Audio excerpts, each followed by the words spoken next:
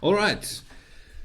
So, have any of you been wondering about GameStop, GME, the stock that's been catching headlines, and just wondering whether the stock market's absolute farce? So, I've been getting a lot of these questions. I thought it might be useful to tackle a couple of them and uncover how unsound money is such a critical component of what is going on in these financial markets. But yeah, a lot to untangle. And I'm going to go into start from the basics just to get everyone up to speed, but I won't stick with the basics for too long. So long and the short, I mean, what's GameStop? Is the small company, physical gaming store that was coming under pressure during the lockdown. Macro trends, not really against, not really in favor of physical, retailers, and many hedge funds that had a short position on this asset, totaling as much as 140% of the size of the company. And short positions means they are betting on a decline in the price. So first questions first, is short selling legitimate? I get a lot of people asking that type of question, and yes, it is. I mean, I think it's very important to note that there's nothing wrong with going short, betting on a decline in the price of a company. These market actors can often provide a very important service, providing liquidity, exposing frauds, exposing bad actors, putting wasteful companies out of business quicker than they would otherwise. And that can contribute towards economic efficiency. So that can actually be a good thing. But why were these hedge funds 140% short, which is clearly quite ridiculous? Well, many hedge funds have a close relationship with their prime brokerages, and that allows them low-cost access to leverage. And because we have this unsound monetary system with very low interest rates and cheap availability of credit, these hedge funds take advantage of that. So many hedge funds, not all of course, will capitalize on this access to cheap credit, and often their returns are largely driven by leveraging up on small bets, small moves in financial markets, and hoping that they can capitalize on those small moves with lots of leverage.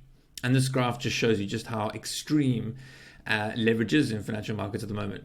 Margin jet GDP in the US, this is the New York Stock Exchange, and US GDP above 25%.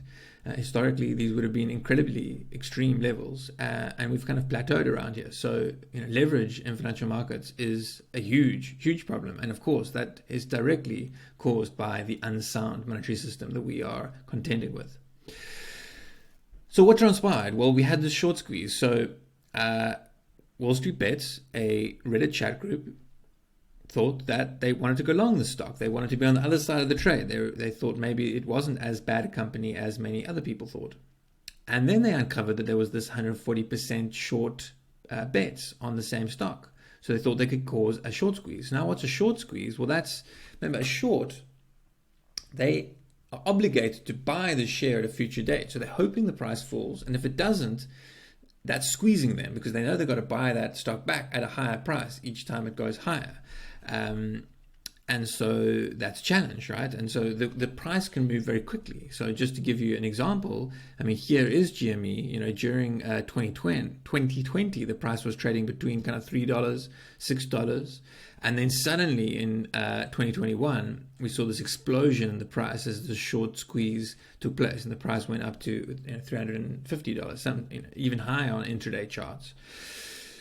So that was the short squeeze, right? So there were these leveraged hedge funds who were betting on the price falling. Wall Street Bets came in and bought the underlying stock, pressuring the hedge funds, pressuring the price higher. And then that brings us onto the true market manipulation and Robinhood. So Robinhood is this exchange in the US that is providing cheap and easy access to leverage for retail funds primarily. And they market themselves almost in Robinhood, taking from the rich and giving to the poor, because providing this cheap access to credit for retail traders. But there's more to the story than meets the eye, because what Robinhood, like where they earn their money, is not actually from the retail traders, because obviously those fees are very low, as I've mentioned. They actually earn their money by selling the data about their retail trading clients to large hedge funds. Now, this is actually publicly known, but it is, maybe people aren't thinking through the ramifications nearly as much as they should. But what is happening here is that these retail traders were, largely using these type of retail platforms like Robinhood. But at the end of the day, I think there's question marks about where their allegiances lie, whether it's actually to their retail clients or whether it's to the large hedge funds.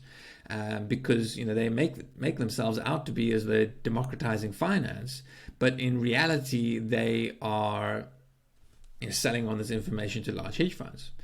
So as this short squeeze transpired, what we saw is that a number of these retail trading platforms blocked clients from being able to buy more of this stock, GME, GameStop. And there were a couple of other stocks caught up in the same theme. But anyway, we're focusing here on GameStop, GME. So people weren't allowed to buy it anymore, which of course limited their options, and people started to sell. The price went down. That allows these shorts to kind of get out of their pressured positions. Now, this is where the story gets a little bit fishy, because it's not sure exactly what transpired. I mean, Robinhood said that they, were being charged higher margins from their clearing houses, but it leads to a lot of questions, right? Were Robinhood's capital controls, good enough? Did they know what was going on here?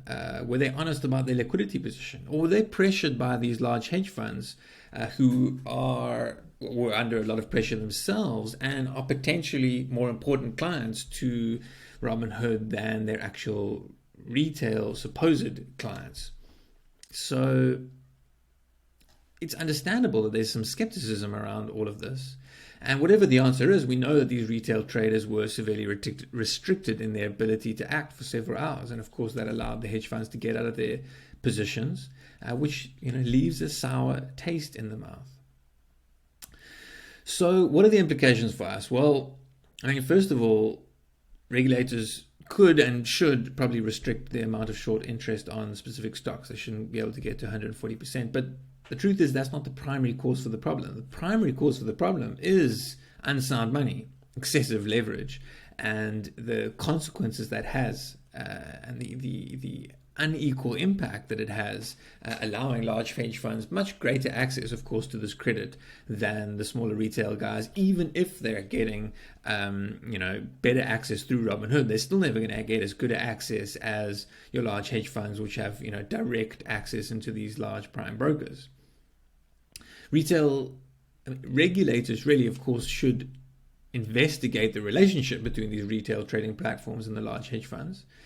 And if there was any communication between these hedge funds and Robinhood at the time of gating these certain shares, that would be criminal and would warrant a criminal investigation. But unfortunately, previous experience with these type of market events suggests that the big guys get off. At worst, they get fined, and of course, that's not really particularly challenging for them because they're pretty wealthy. And of course, I can understand why people talk about markets being increasingly rigged, right? Because when you're getting, this type of these type of actions, which allow the large players to come out reasonably unscathed at the end of the day, there are concerns. But I think it is very important to note that it's not because markets are inherently bad, and it's not because short selling is inherently bad. It's because of very unsound money and centralized control over regulation, counterparties, and exchanges. And gating these retail traders from access to these shares or other assets is not a sustainable solution whatsoever. Free and fair markets, everyone has to have equal opportunity to gains and losses. And the actions of these retail, of Robinhood and other retail trading platforms is going to lead to increasing distrust because people have more questions than answers, and distrust is a major macro theme we've been speaking about in these newsletters over recent months, and it lowers the barriers to entry to Bitcoin at the end of the day. I couldn't go a full video without talking about Bitcoin. The a major factor restraining some people from investing into Bitcoin is things like regulation. But as people question about the actions of regulators and the power brokers in the financial system, interest in Bitcoin grows. Of course, that's not the only reason for interest in Bitcoin, but this type of activity stokes the flames. And one of Bitcoin's primary characteristics is its being censorship resistant. If you own your Bitcoin and you custody your Bitcoin, no one can prevent you from transacting in that Bitcoin, which is very unlike most other assets. If you want to transact in any other big asset that you hold, property or equity or bonds or whatever it is, you have to go through that third party in order to transact, which allows them to do things like gating your transactions at certain points in time. Now, of course, this is quite a rare event, but it just highlights the importance and the challenge faced in some of these other financial markets, and a challenge that Bitcoin does overcome. And then the last point to note is that you are, of course, getting these decentralized exchange popping up in the cryptocurrency world, and that will solve these problems at some point in the future when when assets can actually be traded on decentralized exchanges with immediate resolution of those trades. So anyway, long and the short here is that this GME debacle highlights a lot of problems in financial markets. But it's important not for us to mistake the wood for the trees. There's nothing wrong with financial markets or short selling or hedge funds. These are tools and techniques which serve their purpose. The problem here is with distortions, excessive leverage, centrally controlled markets that benefits and protects certain industry power brokers.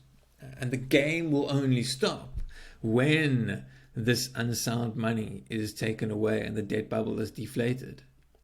Until then, expect further volatility, inequality in outcomes, and market anomalies to emerge. And unfortunately, I don't expect the regulators to solve this problem. They're going to look into it, but they don't want to give up unsound money. And these patchwork solutions of restricting trading and having these closed-door conversations between power brokers and senior executives, this is going to sow further disinformation and distrust, unfortunately. And of course, that does lower the barrier to entry for Bitcoin. So I hope you enjoyed this video. Please let me know if you like this format, and read the full article and follow the links to the other videos to find out more about sound money and the interaction between many of these very important variables in financial markets, the economy, politics. Until next time.